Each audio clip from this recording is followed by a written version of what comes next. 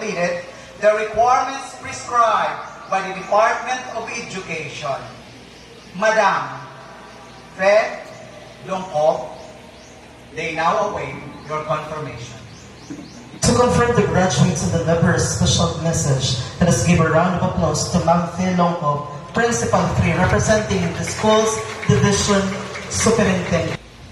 By virtue of the power vested upon me as Principal 3 of this division, through the school's division superintendent, Dr.